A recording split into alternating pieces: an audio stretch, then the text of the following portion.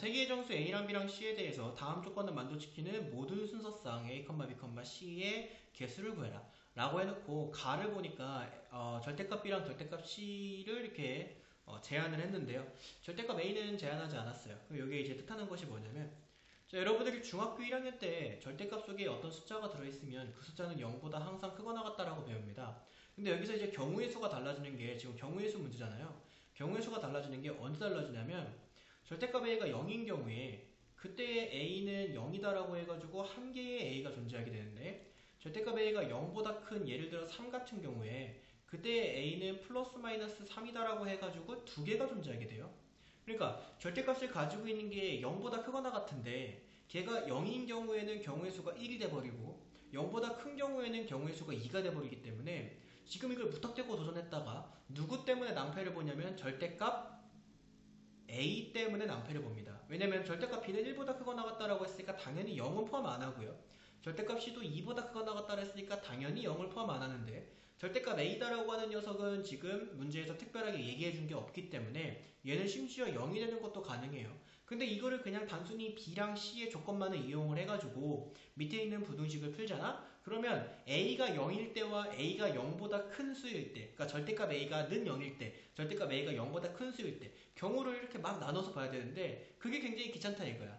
자, 그래서 우리는 아예 그럴 바에는 절대값 A가 0일 때와 0보다 큰 수일 때로 나눠서 보자 이거야. 알겠죠? 자, 그리고 A는 정수라고 얘기를 했기 때문에 절대값 A가 0보다 크다라고 하는 건 절대값 A가 1보다 크거나 같다라고 써주면 돼요. 자, 한번 볼게요. 자, 첫 번째 케이스는 뭐냐면 절대값 A가 0일 때, 자, 이때 케이스 보도록 할게요. 절대값 A가 0이다라고 하는 것은 A는 반드시 0으로 고정입니다. 이건 고정. 알겠죠? 이건 뭐 한 가지 경우의 수밖에 같지 않아요. 자, 그럼 그럴 경우에 여기 절대값 A 자리에다가 0을 대입을 해주면 어떤 식이 되냐면, 자, 절대값 B 더하기 절대값 C가 8보다 작거나 같고 7보다 크거나 같다가 됩니다. 자, 여기까지 됐나요? 자, 근데 선생님의 방정식이나 부등식 문제에서 굉장히 중요한 생각이 뭐라 그랬었냐면, 이 생각을 꼭 가지고 있어야 된다고 그랬어요. 의미 아닌 정수꼴로 문제를 바꿔줘야 되고, 의미 아닌 정수꼴로 바꿔준 다음에는 중복조합 사용해주면 된다라고 얘기를 했던 거예요. H 써주면 된다라고 했던 거예요. 요거가 방정식이랑 부등식 문제에서 굉장히 중요하게 작용을 해요. 그래서 자, 절대값 B가 지금 1보다 크거나 같다라고 얘기했기 때문에 자, 선생님이 여기에서 절대값 B라고 하는 걸 B 더하기 1이라고 할 거야. 그러면 B는 0이 아닌 의미 아닌 정수거든요. 그래서 B에 0이 들어가더라도 절대값 B는 1보다 크거나 같다가 만족됩니다. 그죠? 자, 그 다음에 절대값 C 자리에다가 뭘 집어넣을 거냐면 C 더하기 1이다라고 집어넣을 거야. C 더하기 2다라고 집어넣어야겠네요. 절대값이 2보다 크거나 같으니까.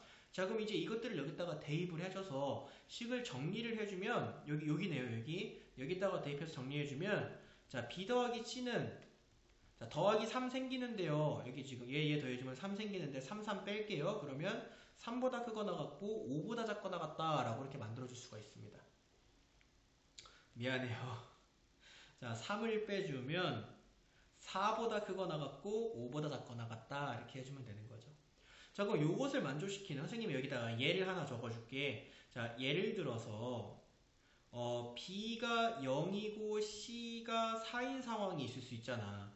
자, B가 0이고 C가 4면 얘를 만족하지. 자, 그러면 그때 이 B가 여기 절대값 B를 만들어내는 녀석이잖아요. 그럼 B가 0이고 C가 C인 상황은 B 더하기 1이 B이기 때문에 절대값 B가 1이고 절대값 C가 5인 상황, 아이고 미안합니다.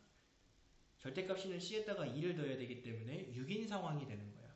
그죠? 절대값 B가 1이고 절대값 C가 6인 상황. 그러면 절대값 B 더하기 절대값 C는 7이다. 요거가 되는 거지. 원래 여기서 이제 4다를 만드는 게 7이다가 되는 거야. 자, 그러면 그때의 B는 플러스 마이너스 1이고 그때의 C는 플러스 마이너스 6이니까 B랑 C가 두 개씩 생기는 것을 확인할 수가 있습니다. 알겠죠? 지금 절대값을 씌웠기 때문에 절대값 B가 1이기 위해서 B는 뿔마 1이다. 절대값 C가 6이기 위해서 B는 뿔마 6이다. 자, 이제 이런 식으로 B랑 C가 두 개씩 결정이 돼요. 라지 B랑 라지 C가 결정됨에 따라 절대값 B와 절대값 C가 두 개씩 결정이 된다라고 생각합시다. 자, 그러면 이제 B 더하기 C가 4인 경우와 B 더하기 C가 5인 경우를 구해줘야 될 거 아니야. 자, 그럼 여기에 이제 B 더하기 C가 4인 경우, 5인 경우는 의미하는 정수꼴을 만들었기 때문에 우리가 조합을 사용해주면 되는데요. 자, 문자 2개 중에서 4개를 선택하는 경우, 이게 B 더하기 C가 4인 경우, 더하기 문자 2개 중에서 5개를 선택하는 경우, 이게 B 더하기 C가 5인 경우. B 더하기 C는 4 또는 5기 때문에 2를 더해줘야 되고요. 이 상황에서 라지 B랑 라지 C가 결정됨에 따라 절대값이랑 절대값 C는 절대값이 벗겨지면서 스몰 b랑 스몰 c가 2개씩 결정이 되니까 스몰 b가 2개, 스몰 c가 2개가 결정된다는 의미에서 뒤에 곱하기 2 곱하기 2를 해줄게요. 알겠죠? 자, 그럼 요거 계산해 주시면 44가지 경우의 수. 자, 절대값 a가 0일 때 44가지 경우의 수를 갖는다라고 해주면 됩니다. 자, 절대값 a는 0보다 크거나 같은데요. 0일 때를 봤으면 이제 뭘 보면 되냐면 절대값 a가 1보다 크거나 같을 때를 보면 되는 거죠. 왜냐면은 a는 정수다 라고 얘기했기 때문에 뭐 0.5 이런 건 있을 수가 없잖아. 그래서 절대값 a가 1보다 크거나 같은 경우, 자, 그때 보도록 할게요. 자, 그러면은 마찬가지로 여기 위에 있는 녀석에다가 내가 절대값 a 자리에 a 더하기 1, 절대값 b 자리에 b 더하기 1, 절대값 c 자리에 c 더하기 2를 대입을 할게요. 알겠지? 그래서 식을 정리해주면 a 더하기 b 더하기 c가 가운데 생기고 그 다음에 뒤에 더하기 4가 생기는데 7이랑 8한테 그 4를 빼주면 될 거 아니야? 그럼 여기에 3, 여기에 4 이렇게 들어갑니다. 자, 여기서도 내가 정한 규칙이 성립을 하는지를 한번 보도록 할게. 자, 예를 들어서 이것을 성립하는데 내가 이번엔 4만 들어볼게. 4. 자, A가 0이고 B가 1이고 C가 3이면 3개를 다 더하면 4니까 이걸 만족시키는 상황이야. 그러면 그때의 절대값 A는 A 더하기 1이기 때문에 1이고 그때의 절대값 B는 1이고 그때의 절대값 C는 얘한테 2를 더해야 되니까 5인 이런 상황인 거지. 그래서 여기 2네요. B한테 1 더해줘야 되니까. 자, 그러면은 얘를 다 더하면 여기선 4를 만들었지만 여기선 8을 만드는 이런 조합인 거죠. 자, 그러면 그때의 A는 플러스 마이너스 1, 그때의 B는 플러스 마이너스 2, 그때의 C는 플러스 마이너스 5가 생기니까 마찬가지로 모든 문자가 2개씩의 경우의 수가 추가가 된다라고 생각을 해야 돼요. 자, 그럼 이제 여긴 0보다 크거나 같은 꼴로 만들었기 때문에 조합을 사용을 해줄 건데요.